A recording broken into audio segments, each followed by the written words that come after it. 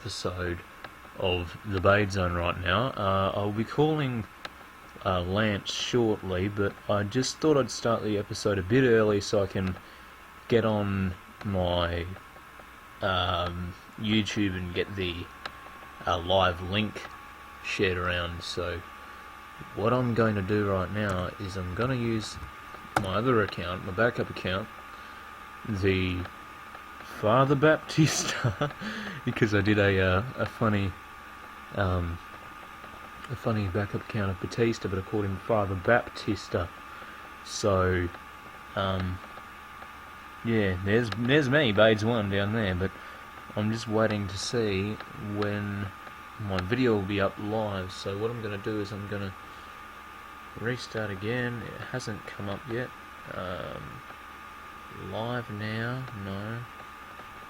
Well, I just want to see where mine would be, that's all. I might actually have to go into my channel and get it there.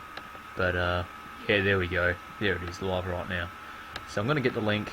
I'm just going to share it on social media real quick, just before I call Lance up. So if you don't want to be listening to all of this, then go ahead and skip through till whenever we get Lance. We'll just wait patiently anyway. It's that right now. But here we go. I will post the link right now, just before I call Lance up. So if you don't, there we go. Listening to live all of this, then go ahead and skip through till whenever we get Lance. Just wait patiently anyway. It's that right now. But here we go. I will post the link right now, just before I there we go.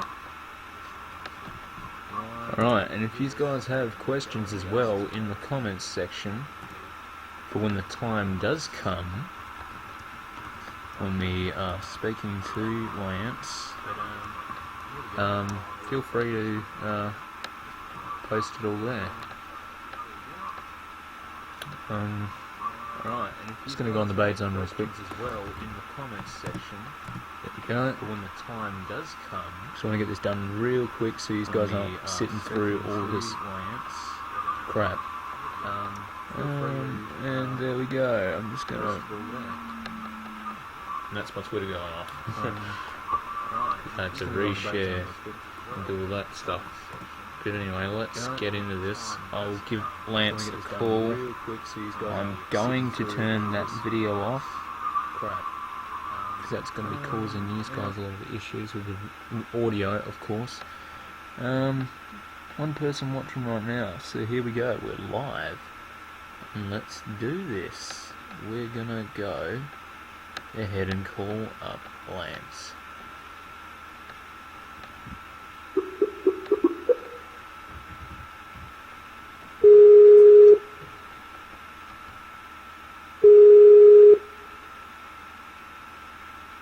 Hello? Hello. How you doing, Lance? How you doing? Good, man.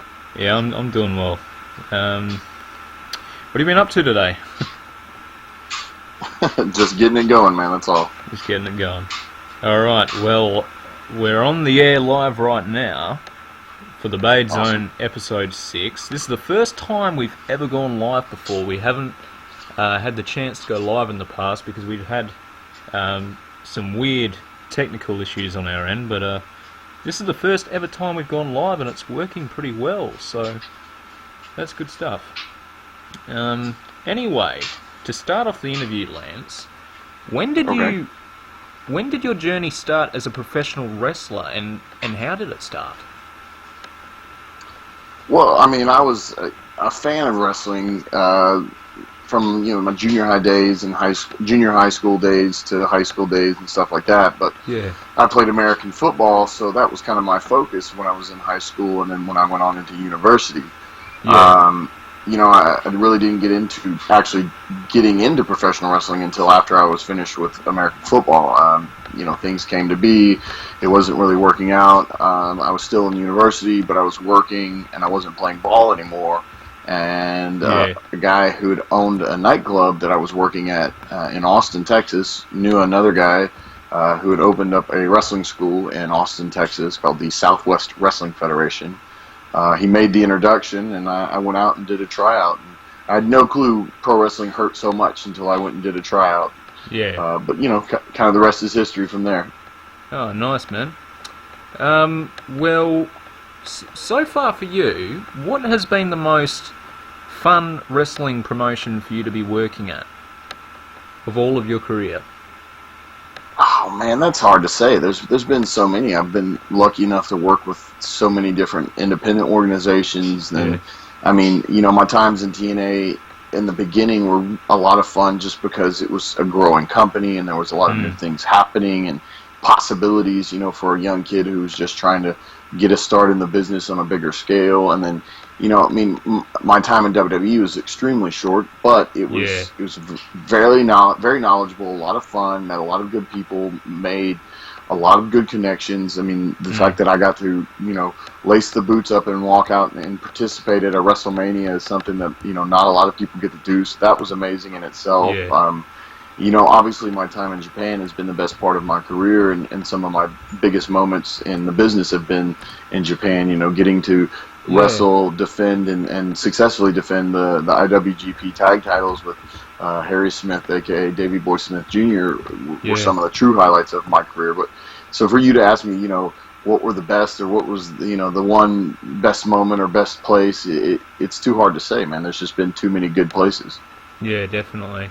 Now with New Japan and with WWE, I want to ask you about the opposites of both of the companies and how they operate. How different are they to each other? Which ones did you say? New Japan Pro Wrestling and WWE. Like, what's the does it have a different? I know their audience is a bit different. They're more quiet, and they're not as loud all the time, but they'll be loud at those big spot moments and whatnot. But what's the differences between, I don't know, maybe how the companies operate, or Right. Well, I mean, the biggest difference to me is that New Japan has a deep history in strong style pro wrestling, and I think there's a misconception sometimes as to what that actually means from pro wrestlers themselves until they've been involved in Japan on an extensive basis. And really what that means is it's a focus on the fighters. The guys aren't considered wrestlers, they're considered fighters, and that's how the fans see them, as fighters. They understand it. They understand it's pro wrestling. They understand that it's a show and things of that nature, but I think there's a deeper appreciation for the physical nature that the guys put themselves through to be fighters, to be pro wrestlers in Japan. Whereas in WWE, I'm not saying that the guys don't, because they absolutely do. The schedule is beyond grueling in WWE, especially if you're on everything that WWE does. I mean, you can't take away from a John Cena who is on the road, 250, 300 days out of the year, something crazy like that, and doing all the things he does, not only in WWE in front of the people in the camera, but his training that he keeps up behind the scenes, to the Make-A-Wish stuff that he does. The entertainment side is so much bigger with WWE. I think that's the biggest difference. WWE is truly a worldwide entertainment company, whereas New Japan is a pro wrestling company that is expanding. They've definitely taken on some of the traits of WWE, adapting the New Japan World, which is basically their version of the network, which has opened up and expanded New Japan Pro Wrestling to a lot of the world, whereas before it was very centralized in Japan, and you could go on YouTube and things like that and see some matches and things like that. But now, especially with their English translations and their ability for the English-speaking world to sign up for their network now, I mean, obviously, depending on where you are in the world as to what time you're going to have to wake up and watch the shows, but now you can watch New Japan Pro Wrestling live as it happens, as some of the bigger shows happen right now. The G1 Climax tournament, which is legitimately, nobody does a bigger singles tournament in the world. I don't care what company it is. It's bigger than anything that WWE produces on a singles tournament nature. It is the biggest, coolest singles tournament to be a part of. So, like I said, the biggest difference to me is just the fighters aspect. Like I said, WWE has they don't even like to really call them pro wrestlers. They like to call them sports entertainers. And New Japan Pro Wrestling has fighters. And then you brought up the crowd reactions.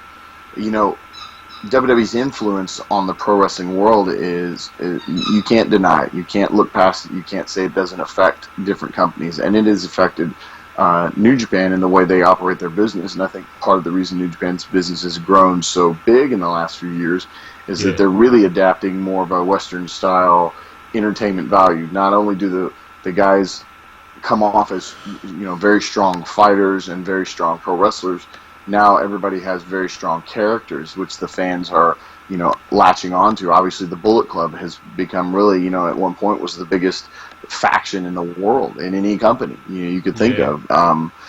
The things that they're doing on that side to capture the world's attention is something that's expanding New Japan's market, and it's expanding how the fans act and react. I think if you're a part of any shows in Tokyo, anything that's centralized around Tokyo, your reactions are becoming very Western, where there's a lot more interaction between the fans and the wrestlers. There's a lot more buzz that's on a constant nature in comparison to, you still get outside of Tokyo into some of these smaller country towns, and you'll get that old school Japanese feel where it's dead silent, quiet for a moment, and then you'll do something big or cool or something that means something within the match, and then you get a big reaction, and then it shuts back down. And it's not that they're not entertained, it's just that's how they've traditionally done it. They're very focused on what the guys are doing.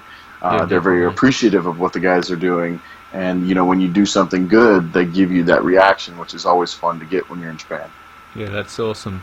Now with the club as well, how you said about that going worldwide, it was quite amazing to see that faction. It was mainly all in New Japan, but it's made its way around. It's been in Raw, Ring of Honor. It's been pretty much everywhere. And it's getting so much more bigger as well. And now WWE, of course, have their own version of the club on their TV. They took all the founding members, really. So it's what is there now as far as the Bullet Club is concerned in Japan is a new version. I think you obviously have the Elite with your Kenny Omegas and the Young Bucks and those guys kind of taking the lead on that, but you still have some of the original members, obviously, and Bad Luck Fale and Tama Tonga and stuff like that. It's an evolving group, both on the New Japan side where it originated, and then obviously what WWE has done, how that continues now, obviously with the brand split and AJ on their SmackDown product and Carl and Gallows on the Raw product. Who knows how that'll continue on, and whether it will or not, who knows. How do you feel about them getting split up? Do you think they needed to stick together for a while there, or... oh man, that's not for me to say. That's their company. That's their choice. Obviously, AJ. I know that's their thing. But for you personally, how do you feel about that? I think it was just really getting going. Obviously, AJ has proven himself the phenomenal one all over again in a company that for years and years and years kind of ignored him and blew him off as he's just the guy that's doing something outside of here. And obviously, he's gotten in there with their company and made them go, holy crap, we should have had him all along. Anderson and Gallows, who formed the team, in Japan, found that click together. Anderson's always just been an amazing talent. Gallows obviously was there and had run a few different gimmicks and whatnot, but has really found himself with this tag team. I think they'll both do really well. They'll survive. Gallows and Anderson as a tag team is one of the best in the world. And then you obviously have AJ, who's truly one of the best in the world as a singles competitor.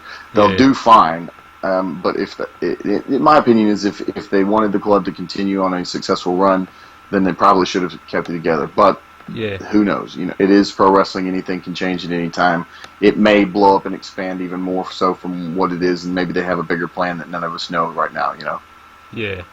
Now, I kind of think of AJ being a bit of a modern-day Shawn Michaels, an amazing worker in the ring, and I know he's going to do very well for himself on his own, and he's going to be doing great. And same with Carl and Luke. They're very great talents as well. Now, do you have any interesting stories about you being on the road and your time in wrestling, and that you would like to share? I mean, I don't know. If you've got a more specific question, I can definitely answer it. As far as just stories, I don't know, man. I don't know I don't exactly what know. you're looking for. What's There's something some. that what's something that has stuck with you for, most of your, I don't know, wrestling career? Has there been a moment on the road where you thought, yeah, that's a fantastic moment, or something that you were just like, oh, well, I'm not going to forget that? I don't know on the road, man. I mean, for me, the things that have really stuck out in wrestling have just been some of the moments inside the ring in front of the people. Seeing the Yeah. actions and reactions of the fans.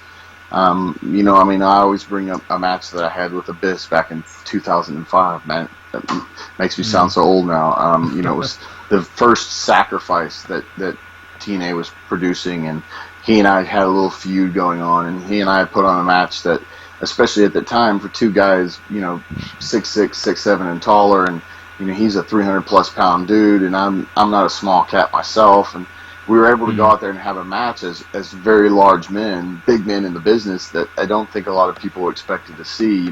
Yeah. He's always been one of the biggest, baddest monsters in the business. And then it was coming up in the company itself, and there was a moment where I did the Van Terminator, the springboard Van Terminator, and I just remember when we set it up and walking to the other side of the ring and seeing the people realize something crazy is about to just happen, and them all standing to their feet and then actually hitting it and not screwing it up, and the reaction that I got from the people, that moment stood out tremendously in my mind as far as pro wrestling is concerned, and then Yeah. all the different moments that TNA had that were first, and for me first on a larger scale, and then obviously working in WWE and getting to walk out of that curtain for the very first time. A lot of guys do tryout matches and things like that for WWE, and actually work, enhancement matches or whatever beforehand. So they actually go out and work in front of that crowd. And I'd never done that before. My Yeah. first time in front of a full WWE house, and on their stage, in their ring, in front of their crowd was the night I debuted for them. I worked FCW for about 6 months, Yeah. which was a good transition for me. But like I said, my first time ever walking out in front of that crowd, in front of that audience, was the night I debuted. I'd never done Yeah. that for them ever before. So So not I, even in a I dark match or anything. That was the first time. no, no Wow. dark matches, nothing. I'd done the So they just threw you into independents. the deep water there. Yeah, so, I mean, I'd done the independents for about 4 years, and then I signed on with TNA Yeah. before I'd ever really got a chance to do anything with WWE. So, and then I was with TNA for 5 years, and then almost immediately after my TNA run, I Yeah. signed on with WWE and went into their developmental program. So I went straight down to Florida, and I'd been brought to TV a couple times and been backstage and worked out, beforehand before the show started. But I'd never worked a dark match. I'd never been out in front of their audience, and Yeah. it wasn't a daunting experience. It was just a lot of guys don't get that. I mean, obviously you're seeing now, guys like Samoa Joe and Bobby Roode and AJ Styles and all of them have something that's on the network that you can go look up, their dark matches or their tryout matches. Almost all of them had something where they were in that ring in front of that crowd when they were really young, obviously trying to get looked at and trying to get a job. And I never experienced that. I just, like I said, my first time was the night I debuted on their ECW product. Yeah. So, again, WrestleMania was one of those moments for me that was just really, really cool because I was in a transitional period with the company. ECW had shut down. I hadn't debuted on SmackDown yet. I was in Arizona doing all the access stuff and working the matches and signing the autographs and, kind of wondering what was going to happen. And there was a little bit of a buzz that they were going to do the pre-match battle royal like they had done before, but they were still deciding whether they were going to do it or not. And then they said, yes, we're going to do it. And, got to, again, I got to put my gear on. I Yeah. got to lace up my boots. And I remember specifically, my good friend was Tyler Rex. He and I were, back to back as far as when we were walking down the ramp. And I remember walking out and go, "Can you believe this, man?" And he goes, "Hell no." And we walked down to the ring, and I tried to take my moment and stand in front of that crowd. And it wasn't even full yet, but for me, it was as full as it could have possibly been. It was a really cool moment. And then, Yeah. my times in Japan, working with a lot of the guys that everybody are getting to know now. Finn Balor, who just debuted on Raw in an amazing way. Obviously, Carl Anderson and Gallows, those guys became great friends of mine. AJ, who I've known since TNA and worked with him at TNA and Japan and things like that, seeing what he's doing. Obviously Shinsuke Nakamura, who's blowing up on NXT and eventually will blow up on the major stage, and Oh, seeing where that definitely. came from. And getting to work with those guys in Japan was a lot of fun. And then, for me, kind of finding myself and finding who I probably always should have been in the wrestling business has been a lot of fun in Japan. And like I said, Wrestle Kingdom, which is legitimately kind of the second largest show produced in the world these days, Yeah. to be a part of those and to be, again, defending the tag titles with Smith on a couple of them, and then being a part of the GFW version, when it was aired live in the States and stuff that like that on pay-per-view, and being a part of all that, it's just, again, I have so many amazing, cool experiences, but most of them for me are centered around, what's happened in the ring. As far as stories outside of the ring, I don't know. There's a lot of craziness that happens, road stories, guys that you travel up and down the road with and stuff like that. But, I've kind of kept myself out of trouble. I've never really been into the drinking and the drugs or anything like that. So I don't have any of those, man, I was passed out and woke up in the middle of nowhere with nothing on and blah, blah, blah. I don't have any of those stories. No. And it's nothing against the guys who have those stories. That's their life and that's their journey. But for me, I've never had that. My focus has been on wrestling and getting home and taking care of life. Maybe kind of boring, but that's been my focus. No, that's not boring at all. It's always good to be focused on what you're focused on, and your site and your focus is wrestling, and that's amazing. Yeah. Anyway, on television, right, and throughout wrestling's history, there every single match, it's not. Let's just say it's not going to tickle, right? Taking those bumps, taking years and years and years. It adds up over years. So, but then every now and then you'll get that one match that you look at it and you go, wow, how can these guys go through that brutality unleashed on their body? Now, Lance, have you ever had a match? Well, I'm sure you would have had a match where you would have been walking out at the end of it going, damn, I feel pretty beat. What is that match for you? Is there a match out of all of your matches you've had in all of your career that you have walked out and said, wow, that was just, that was so painful? Again, no, I don't have one that I step back and I go, that match I shouldn't have done, or that was just brutal as far as those crazy sick bumps we did, blah, blah, blah.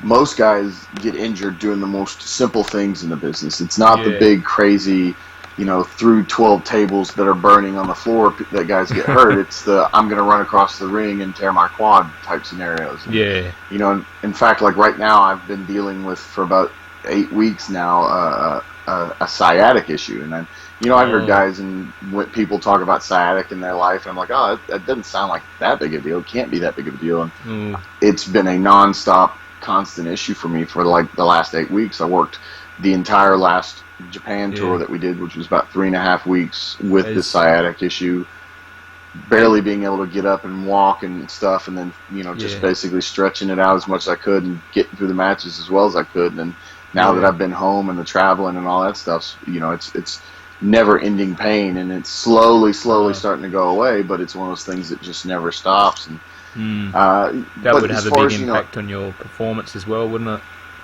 Oh yeah, absolutely, because you're thinking about it, and you don't know how it's going to affect you, and sometimes the power is not there that you normally are used to having, and things like that.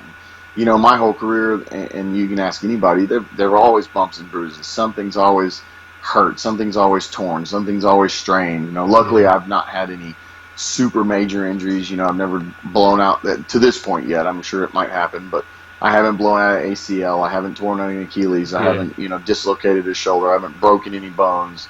I've been extremely blessed. God's definitely taken care of me when I didn't deserve it at any point, but he absolutely has. So none of the matches I can sit back and go, man, I just shouldn't have done that.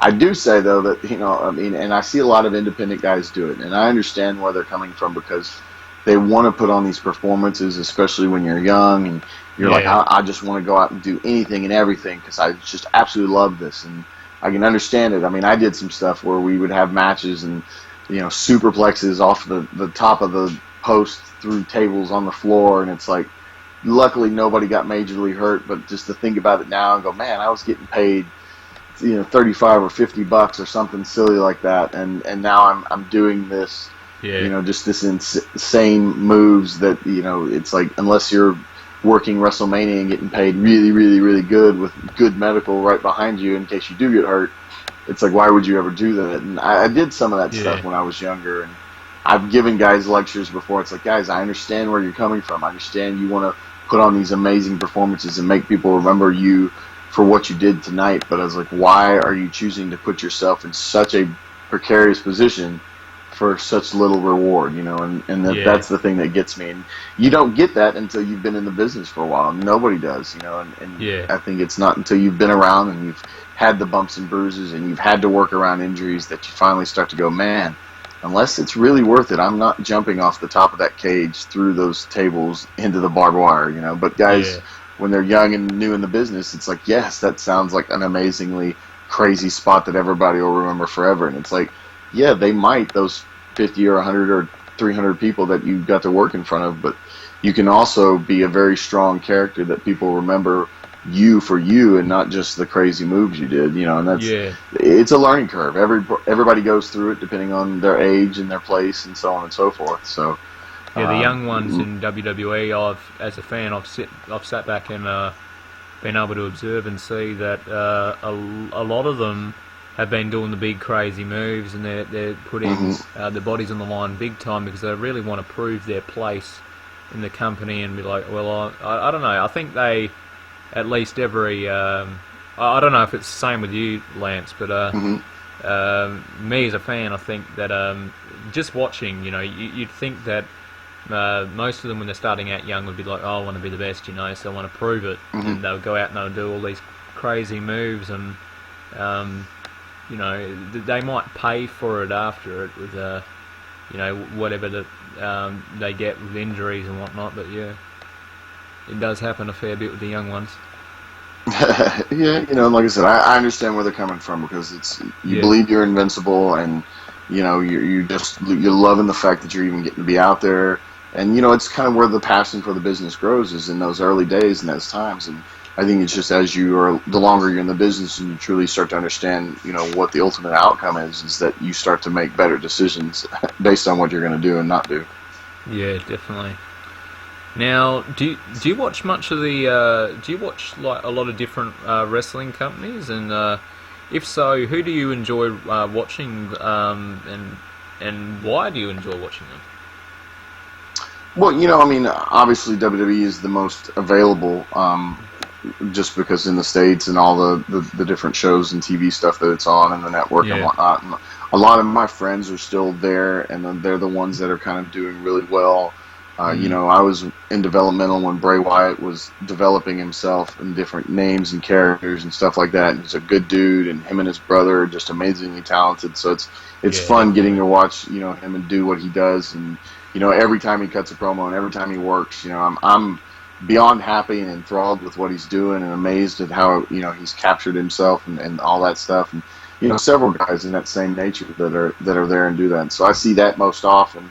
I'm a huge fan of War Machine at Ring of Honor. Those are both really good dudes. Ray Rose, has lived in the Texas area for years now, and that's kind of where I met him. And he's cut his teeth. Has been around here, and obviously what they've come up with in Ring of Honor has been really cool to watch. And obviously like Christopher Daniels and Frankie Kazarian, guys that have been friends of mine since I was at TNA, and so I try to catch their stuff and watch them and what they're doing when they're doing it. And then obviously whatever's going on in Japan at different times, both because of the friends I've made and then just, obviously my interest in my position in the business and because I work there. Again, a lot of times I'm watching because I'm watching my friends. I enjoy the business and I enjoy wrestling. I'm still a fan of what the guys and girls do. Some of the guys and girls I don't know, I'm becoming more fans of. I never met Kevin Owens. If I did, I don't remember it, and I apologize to him now for saying that. But I've become a huge fan of his, and I never really got to see much of his, or really any of his Ring of Honor stuff or the independent stuff. We never specifically worked on any shows with each other or anything like that. So to watch and see him and what he's done on their television product, it's awesome and amazing to see. Cesaro, another one. The few times I've gotten a chance to talk to him there at their product, whether it was WWE or behind the scenes at NXT, just a really genuinely good dude. And then just to see what he does in the ring, I truly hope that ultimately they'll capitalize on that and give him his due, because he's one of those top guys I believe that exists in their company. Yeah. So I really watch because of friends. That's my main motivation. Yeah. Oh, that's nice. Well, for so many years, many wrestlers, they do it for so many years, right?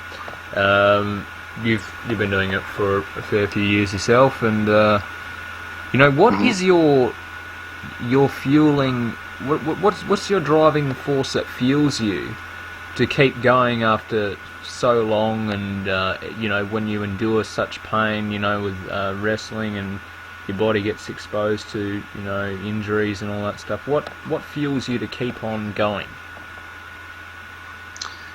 For me, I think I've always just been on a path to prove myself. Yeah. I started out on the independents in Texas, and then got a lucky opportunity with a growing company that was TNA, and at different times it seemed to get better and stronger, and then it would drop off, and then it'd start up, and then it'd drop off, and then obviously I started with WWE, and it seemed like things were going to go good, and then it dropped off. That company's very up and down with talent sometimes. And, now with what I've done in Japan, I've really, again, I'll go back to saying, I really think I've found myself and what I've always should have been, the confidence that I should have had. And if I'd have done this before my WWE time, or even before my TNA time, I think it would have been a very different story as far as my place in the business. Yeah. So for me, it's always been a path of proving myself and my worthiness of this wrestling business. There's a lot of, when I worked independents in the States, a lot of times what people remember are not necessarily the good moments in my career. And, the Rock and Rave Infection was a lot of fun in TNA, but it was a kind of goofy gimmick and things like that. But it's amazing. It's amazing how many people remember that. Out of all the things I did in the business and in TNA and WWE, that's the one that sticks out the most. I get that more often than not, and that's cool. Because I worked hard to have fun with that and make it mean something. But I don't want people to just see me as that. And I've always fought that uphill battle of people going, well, he was just that, or the unsuccessful nature that I had in WWE. Well, then he wasn't a success there, so he's not a success in the business. And I like to go out each and every time and try to prove people wrong and make people afterwards go, dude, I had no clue. And I even have friends, and I'm not saying it to toot my own horn, but I have friends that I was with in WWE or TNA and things like that, and then they'll see me work now and they'll go, where was that guy back then? And I'm like, I just found it, So it's a cool compliment to hear them say that. And like I said, that's my thing, is I'm always, I think, trying to prove myself. Yeah, definitely. Well, I actually had a friend that I told that I was interviewing you recently. His name's Dustin, and he said that the tag team, of course, that stuck out the most was the TNA one. And it's rather funny that you brought that up. But it was a fun gimmick, and even we felt like when we were there at TNA, the Rock and Rave Infection could have been so much more. I think initially it was just kind of a goofy idea, and they didn't expect us to kind of take to it so well. And Jimmy's an amazingly talented wrestler himself. I think very underrated in many aspects. Christy was always super hot and fun, and she played her part to the T. And the team, it worked. We worked well together. We worked well with the tag teams. We had an opening match at I want to say Destination X one time, and it was like us, the Motor City Machine Guns, and LAX. And it was funny because we all went out there. We had this match. We came to the back, and D'Lo Brown was specifically our agent at the time. And I think they just kind of threw the match together and said, hey, these guys have been working together. Throw a triple threat match out there for the opening match of Destination X. And there was no real thought behind it. Like, there was no real expectations of it or anything like that. And when we got done, we got, all of us as a group got so many compliments, and it was really cool because there were so many people that were like, that's how you start a pay-per-view. That's the, oh my God. It was kind of funny. Like, their reactions were surprising, as though they didn't expect us to go out there and have a really good match. The three teams that were out there. And it's like, it was kind of disrespectful in some small regard, but then again, it was a lot of fun being able to make open everybody's eyes. And unfortunately, Rock and Rave was just kind of always the patsy to the other tag teams that existed, and we were the group that put everybody over. And we always believed that if they'd have really gotten behind us, we could have been a good, strong, heel team that everyone had to chase, and we just always did, bad things to get ourselves over and stay over until that point of, taking a good, strong team and beating us finally. But it never happened, but still people remember it. It was a lot of fun. But again, I used that as motivation to prove myself as a completely different talent now than I was then. Yeah. Now, you're a Christian man as well as a wrestler. Tell me, how did you, come to the realization that you needed God in your life? That's been beyond wrestling, though. That's been my whole life. I mean, I've been blessed enough in my life, in my opinion, because my family, my father was a good man. He's a good Christian man, and he introduced me to God, as a small child. He took me to church and stuff like that. And it was one of those things that I always just felt that there was a connection there. Some people feel like religion and Christianity is forced down people's throats, and they only do it because that's what they were told they have to do. And I've never felt like that. Yeah. For me, Christianity, believing in God, believing in Christ, having that faith, having that relationship has always been a very personal thing.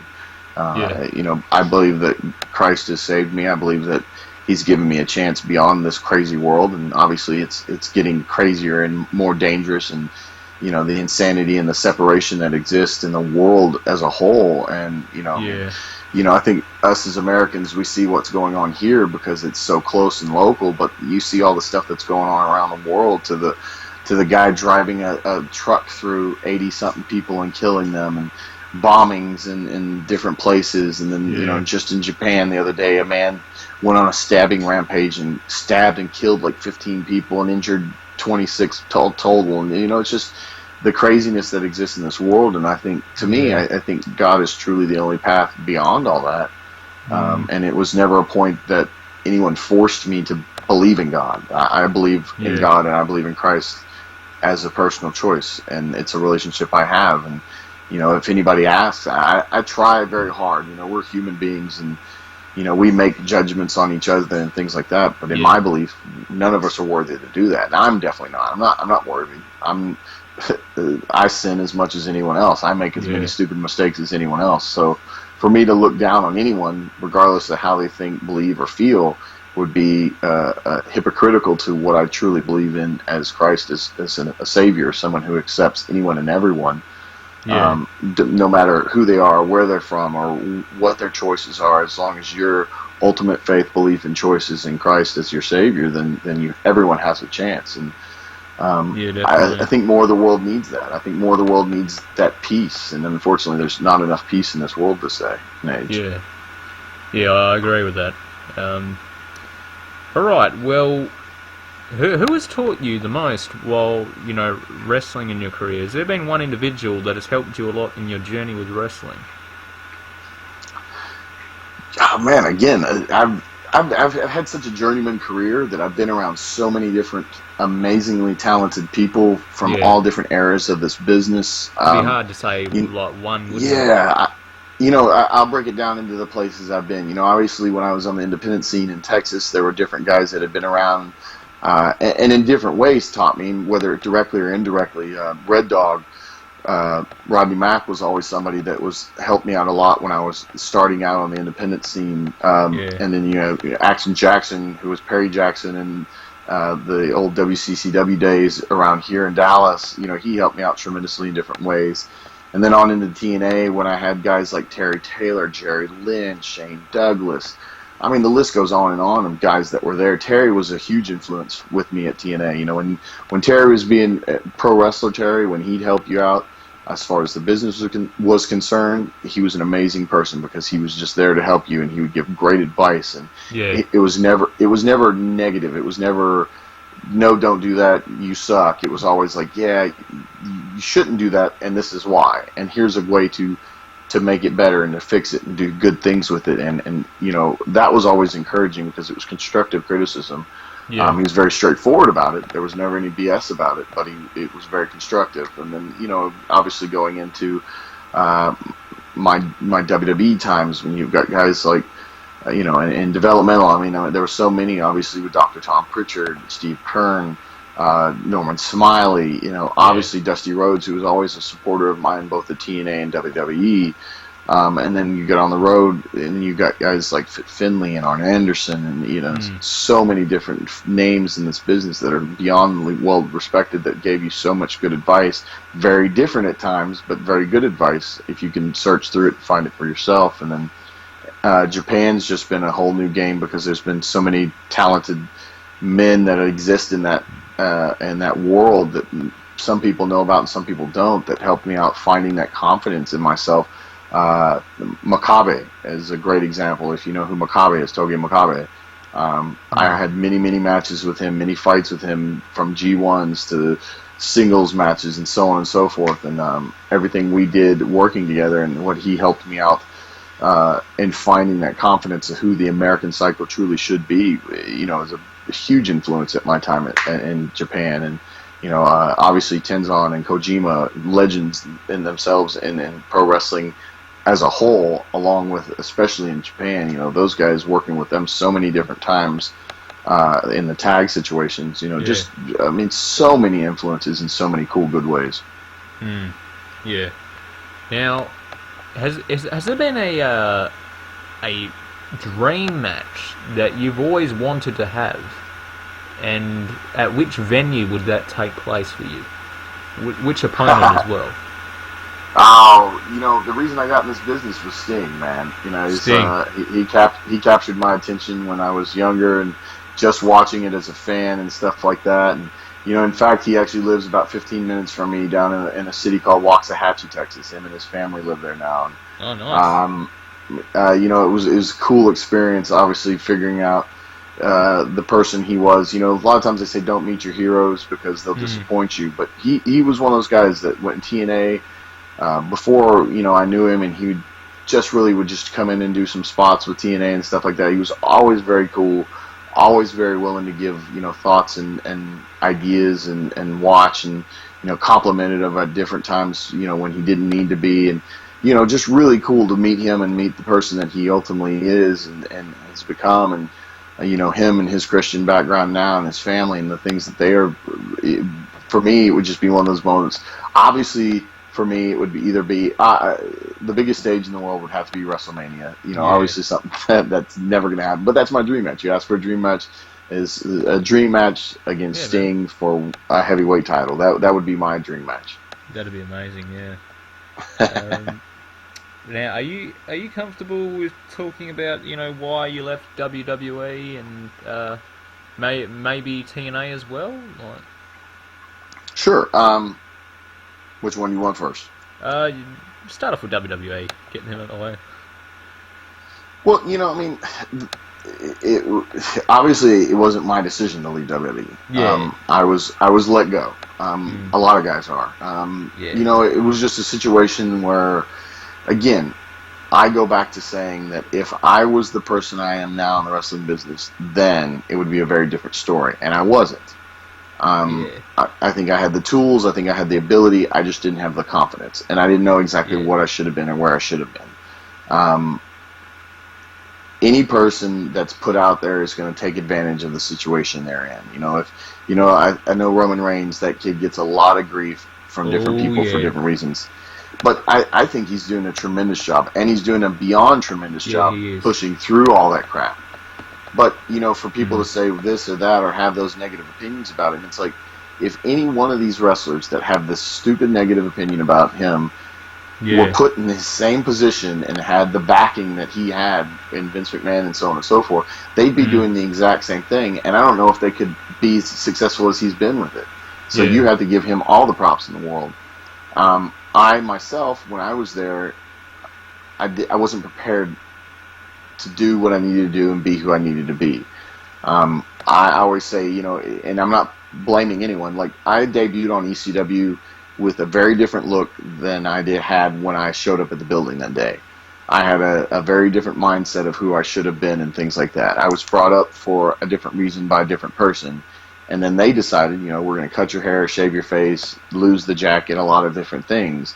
that when I showed up at the building prepared to be, it was completely gone by the time I debuted that night. Yeah. And I don't care who you are, there's very few people that can go through that and just immediately change and go into a whole new mode and find their path immediately. Now, things started out well in ECW.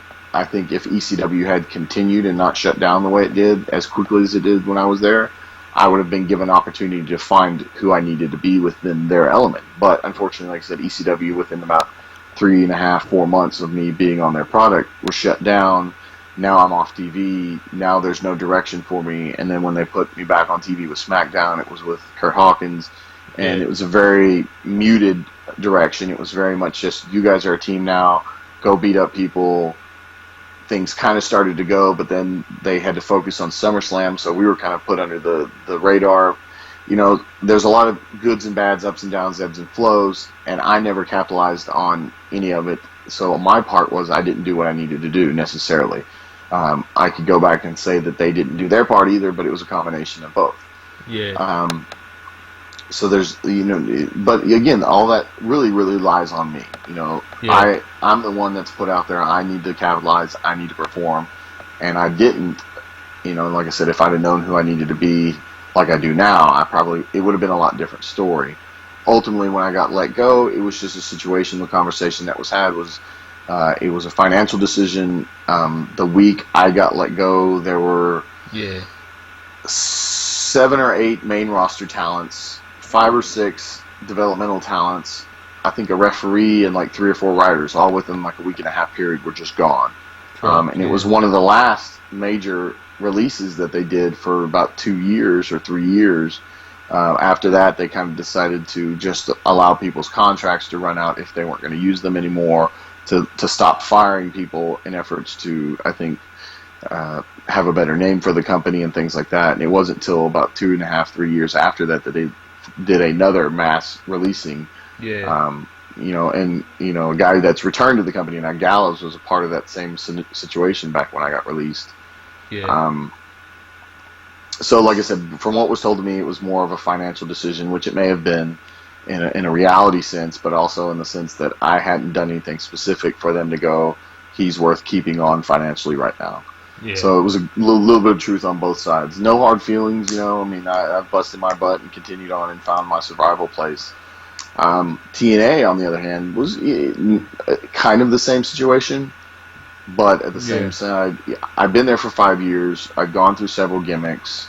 I'd signed a new contract about 6 months prior, but they just weren't using me. I was already doing some stuff in Japan on kind of an independent Japanese circuit, and I'd worked an All Japan tour, and you know, ultimately it came down to a scenario where the company was going to have to either pay me to sit at home, or they were going to have to start using me. I don't think they didn't have any plans for using me. They didn't particularly want to just send me money for not doing anything. I was kind of in a situation where I was like, you know, either I wish this company would do something, or I could go on and find another path. So it was kind of a mutual thing. When it happened, you know, I got an email while I was still in Japan. I made a phone call to somebody in charge at the time. You know, they brought up the whole, we want to do one last match, which I was okay with because it gave me an opportunity to see some friends and say goodbyes and you know, get one last payday and a bunch of positives on that end. And ultimately, like I said, I was there. I had my contract go null and void. Like I did my final taping on a Monday or a Tuesday. My contract went null and void on Wednesday, and then I was in Tampa that same week, you know, trying out for WWE as soon as the contract was null and void, and I was free and clear. So, you know, it kind of worked out in a positive way, and I've maintained good relationships with the people that are still there and the friends that I made in the company. Like I said, it was more of a mutual situation with TNA, whereas WWE, like I said, it kind of caught me off guard. That was just but it is a one-way ride with WWE, but in TNA it was kind of you both were on the same page, like not really wanting to continue business. Yeah, I mean, it's just business, man. Unfortunately, that's how the real world works, you know. It changes on a whim sometimes, and you just have to either survive and continue on, or find a new path and go and do something different. Yeah, definitely. Yeah, I've had issues like that with myself because I've you know, done independent film or whatnot. You know, you sign deals, and sometimes you don't see things eye to eye, and you have to. Sometimes you just have to move on and cancel certain business partnerships and whatnot. All right. Well, has WWE? I don't know. Has WWE reached out to you at all during the lead up to the brand split at all to maybe get you back working with them again or not? Nope. No. All right. No. Would you be open? Simple answer there. Would you be open What's to that? Going back there and working with them again?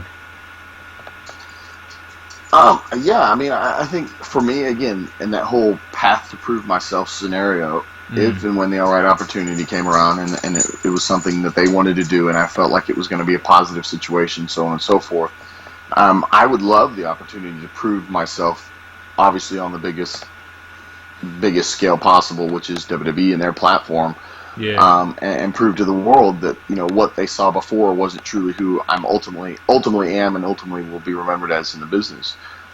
Will that opportunity come around? I have no idea, and at this point, I kind of doubt it. I'm very happy ultimately with what my career will be known as, in the wrestling business, and hopefully at one point, whenever I'm done with my full-time in-ring capacity, that maybe I can get an opportunity to work with some of the youth and the young generation and help them become the stars that they can become. Yeah. Now, what would you tell our audience, if they wanted to become wrestlers, what would your advice be to them? Find a good school, ultimately. I would say, once you find that good school, shut your mouth, open your ears, open your eyes, learn everything you can. The one thing that I try to tell guys and girls today, if I do seminars or I'm just on a show and I'm asked questions, is, find a way to make people remember you for you. I think guys and girls are very stuck on the whole move thing, and some of these moves are beyond amazing. Some of the things that guys and girls are doing are just tremendously spectacular. Yeah. But here's my issue with that, with some of these guys and girls that are doing things, is if all the people remember are the moves that you do, and the moves are what excite them, then ultimately, if somebody else comes along that looks better, that can do it faster, that can do it better, that can do it stronger, then they're going to remember that. They're going to want to see that person next, because they can do your exact same move, but they can do it better. Whereas if you're a personality and a character that people are enthralled by and they can't take their eyes off, and they want to see you, they want to hear you and whatever you do, then when you do moves, it's that much more cool because you did them, not because the moves were cool. Bray Wyatt is my perfect example in that. As I'm a huge fan of his, obviously, because we're friends and things like that. But I think every time he speaks, people are just enthralled by what he's saying. Every time he gets in the ring, his character and his presence draw people in every single time. So really, it doesn't matter what he does as far as moves are concerned. They're watching Bray Wyatt, not the moves that Bray Wyatt does. And I think that's going to give him a chance over and over and over, and a chance at a long career. Because, well, yeah, absolutely. Because everybody, anybody can go out there and do, different flips, and everybody can go out there and do different power moves, and everybody can go out there and jump off the top of the ring. But if they don't remember you as a personality, then the next person doing those exact same moves, they're going to make you non-existent. That's what I'm trying to say. So I just tell guys and girls, learn to be a personality. Yeah, that's exactly right, because there's a young talent on WWE at the moment, Apollo Crews. Do you know him? Yeah. Yeah, I don't know him personally. Yeah, but you know of him. Yeah. Well, he does some amazing moves, and he has a really good move set.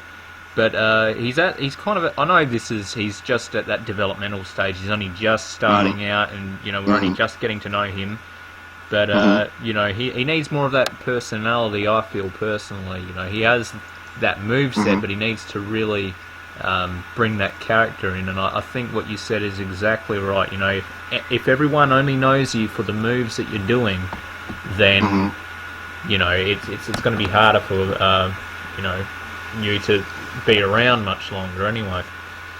Yeah, to me, it's basically if the moves are the only thing people remember you for, then you're very replaceable because anybody can do moves. But if you're the personality that nobody can forget, then you're not replaceable because they want to see you. Yeah. Jeff Hardy was actually a bit like a bit of both, really. He had a bit of personality, and he had those moves as well. Well, Matt Hardy is somebody I think that's done an amazing example of creating something just recently. I mean, he's obviously been Matt Hardy. He's been a part of that team for the longest time in his career. He is Matt Hardy. There is no disrespect in saying that one bit. But I think, and this is just speaking. And, you know, if he hears this, Matt, there's no disrespect. I respect you beyond and immensely. Most people would say that, you know, it was always Jeff and then Matt was there. Yeah. Matt has done something for himself that has set him apart in ways that, you know, it's amazing. I was just on a show with him in Oklahoma like 2 weeks ago. And it was amazing hearing the people chanting, you know, the delete. You know, and I think at first people were kind of like, this is ridiculous. But now it's captured it. Yeah, I mean, now the people marketing, it's really built TNA up a lot. Like I find myself watching it every week now because I stopped watching for a long time, and when I saw what was going on with the Hardys, I was like, wow, you know, like what's going on here?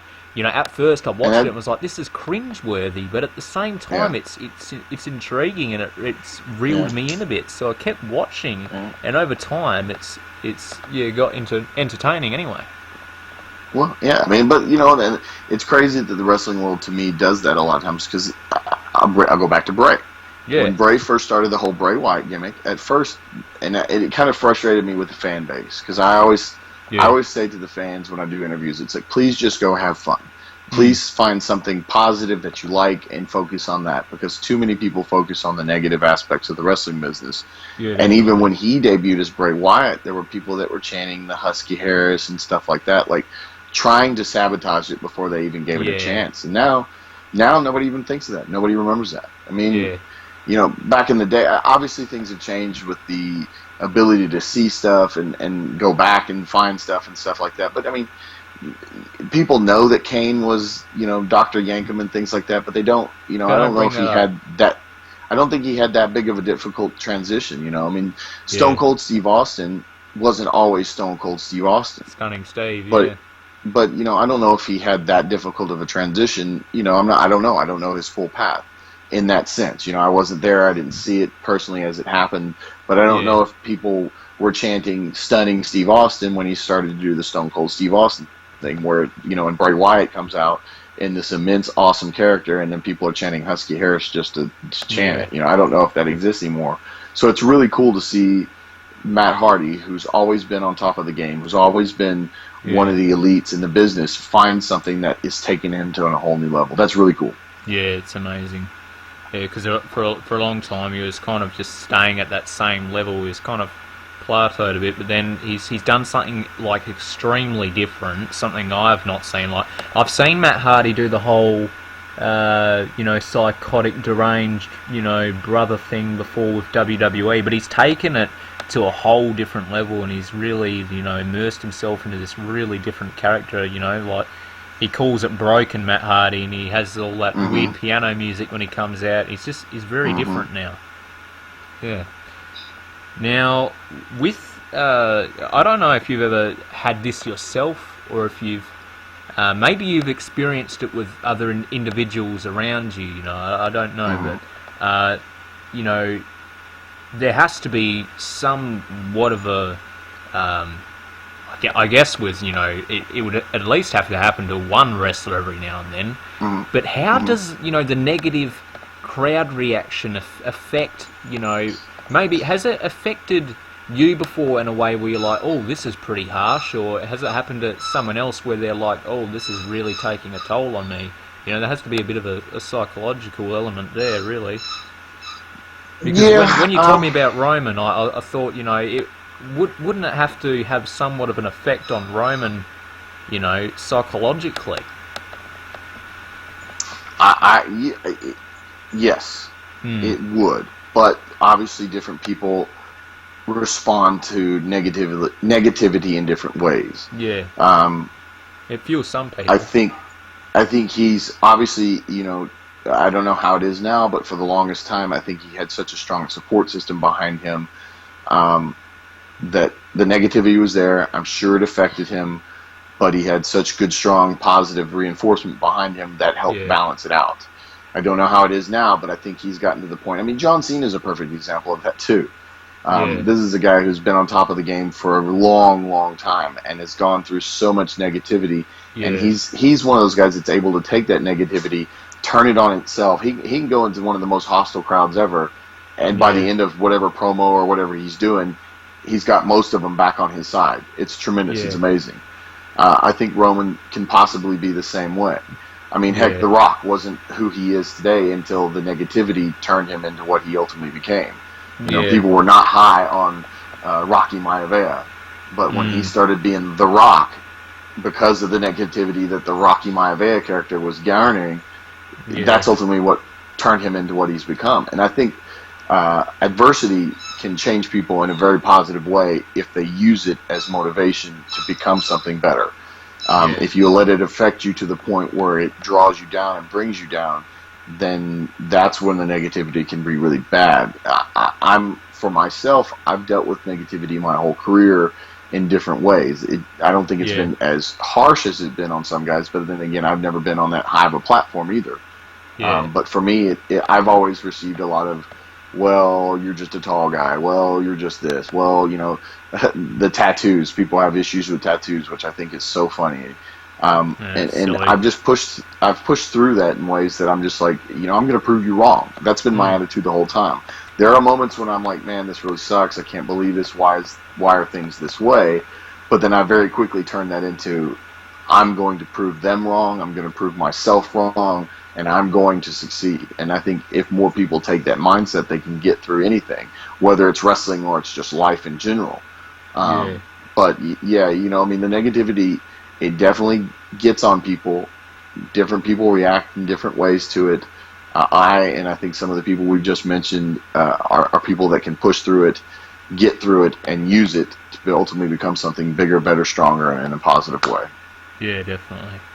Now, what are you doing right now, Lance? Is there anything that you want to plug in the show that you're doing right now with wrestling promotions or anything else you've got going on? I mean, I'm always trying to stay on the grind, man. Yeah. I have a show coming up this weekend in Killeen, Texas, for a small company called TCW. Oh, I've nice. been promoting that on my Twitter. Like most of the stuff I do, pretty much everything wrestling-wise, you can follow me on Twitter at Lance Hoyt. My Facebook is a public Facebook page, so I promote all the wrestling stuff on there. And I constantly promote the shows that I'm a part of. Like I said, I'll be in Killeen, Texas this weekend for a show called TCW. The weekend after that, Tommy Dreamer's House of Hardcore will be in Houston, Texas, partnering with Booker T's Reality of Wrestling for a thing called Bustin' for Autism. It's kind of what's the word I'm looking for here?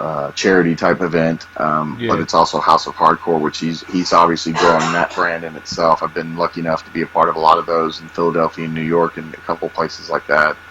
I managed to capture a glimpse of the House of Hardcore on Twitter as well. Yeah, and then I'm again kind of back in Texas. The weekend after that, I've got a show for a company called RCW in San Antonio, a company called Inspire Pro Wrestling in Austin, Texas. On the RCW's on the 12th, Inspire's on the 14th, and I do a lot of stuff around Texas. And then I'm gearing up to go back to Japan in September, and we've been working with Pro Wrestling Noah and New Japan. Pro Wrestling Noah for about the last year and a half, and I've been with New Japan / Noah for the last 5 years, and again, I promote all my stuff on my social medias, like Twitter at Lance Hoyt, Facebook's Lance Hoyt, my Instagram is lhoyt77, things like that. All these things you can follow, find, and see where I'm going and what I'm going to be a part of in the wrestling business. So if they're looking, they can find me there and find what I'm doing. Yeah, definitely. Well, thanks so much for your time, Lance. It's been amazing to talk to you today, and we've covered a good hour of stuff there, and awesome. Yeah, thanks for watching, guys, and do tune in to the BaydZone because we'll have episode 7 coming soon, where we're working on securing some more guests as well, and yeah, follow us on Twitter at the BaydZone, and you know, you can follow my personal one as well at BaydandRedshaw1. And yeah, we've got the Facebook pages there. I'll put all the links in the description. I will put Lance's links as well to his social medias in the description box of this YouTube video. And thanks so much for watching, guys, and we'll see you later. Alright, thanks for that, Lance. No problem, man. Thank you. Yeah, that's a good interview.